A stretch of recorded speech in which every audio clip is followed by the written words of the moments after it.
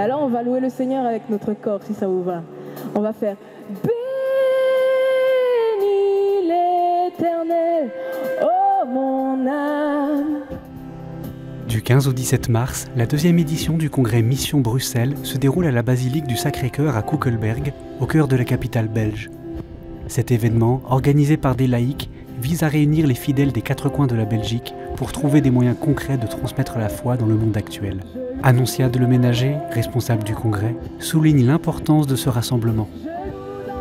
Le but du congrès Mission, c'est de rassembler autour de la même table les laïcs, les religieux, les religieuses, les consacrés de toutes les générations et en Belgique, néerlandophone et francophone. Puis je crois que la question de l'évangélisation, elle nous traverse tous. Voilà, quel visage du Christ on a envie de montrer au monde, à nos contemporains. Et elle est toujours nouvelle et elle nous interpelle parce que aujourd'hui, on voit que la société est déchristianisée, le christianisme est plutôt en chute dans la pratique. Et donc à réfléchir ensemble comment partager notre foi. Et pour réfléchir ensemble, les 2000 participants ont le choix parmi 14 tables rondes, 170 ateliers et des moments de prière centrés sur la manière de partager et de vivre l'Évangile dans un contexte de sécularisation importante en Belgique. Monseigneur Luc Terlinden, archevêque de Malines-Bruxelles, est venu interpeller les chrétiens et les encourager dans leur vocation missionnaire. L'Église belge, comme d'autres églises en Occident, vit une très grande mutation.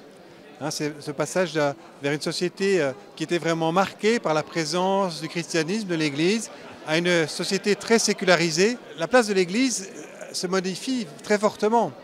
Et donc notre défi, c'est dans cette réalité nouvelle d'être vraiment missionnaire, d'annoncer l'Évangile. C'est en revenant à l'Évangile, en nous laissant porter aussi par l'Esprit Saint, qu'aujourd'hui, on va pouvoir aller à la rencontre de ce monde comme il est et y annoncer le Christ, l'Évangile. Aujourd'hui, la fréquentation de la messe dominicale en Belgique est en baisse de 40% par rapport à 2017. Elle est passée de 286 000 fidèles à près de 172 000 en 2022, selon le dernier rapport annuel de l'Église en Belgique. Alors, pour questionner cette baisse, la table ronde « Nous sommes quasi seuls dans notre paroisse, que pouvons-nous faire ?» a voulu proposer des idées concrètes pour la vie paroissiale. J'ai fait le constat, moi, partant de ma petite expérience, là où je suis sémé, qu'il est plus urgent d'amener Christ aux gens que d'amener les gens à l'Église. Et ça, c'est le fil conducteur de toute notre action. Donc peut-être qu'il faut avoir, voyez, des noyaux forts où selon ce qu'on est, on se nourrit parce que voilà, il faut être humble. Enfin, je vais parler de simplicité, mais aussi être humble et se dire qu'on va peut-être pas sauver le monde et une paroisse avec ça. Cédric vient d'une paroisse rurale. Il est venu chercher des idées pratiques. Je me sens un peu impuissant. Il y a de nouveaux couples, il y a des gens qui s'installent dans le village mais qui ne sont pas du tout finalement en contact avec la paroisse.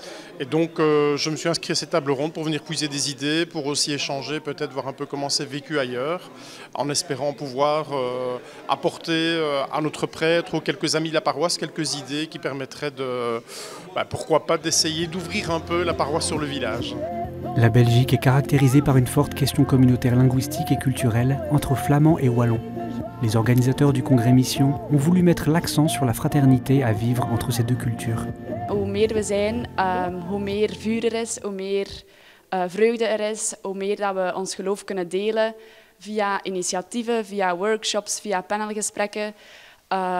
En zeker in Vlaanderen zijn we niet zo talrijk, dus is dat heel belangrijk dat we eigenlijk elkaar kunnen versterken. Il y a l'intergénérationnel, mais il y a aussi les deux langues, donc le côté bilingue. Et ce qu'on a ressenti dans l'équipe, c'est que souvent on dit néerlandophone, francophone, c'est un peu compliqué.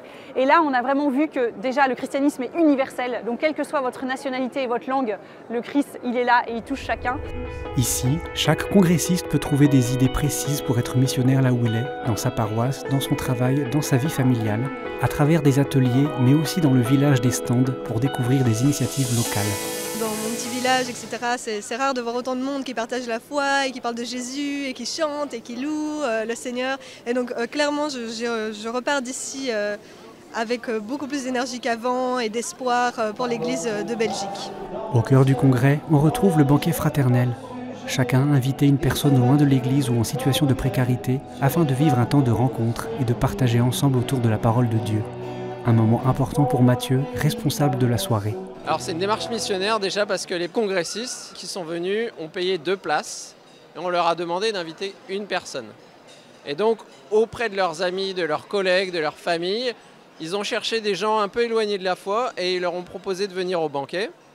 Ils ont été aussi à la rencontre de personnes défavorisées pour les inviter au banquet. Et puis, en fait, l'idée, c'est qu'à table, ils puissent exprimer leur foi, parler de ce en quoi ils croient, parler de ce qui est important pour eux, parler de Jésus et leur donner une occasion de le faire parce que c'est difficile pour la plupart des gens de le faire chez eux, quoi.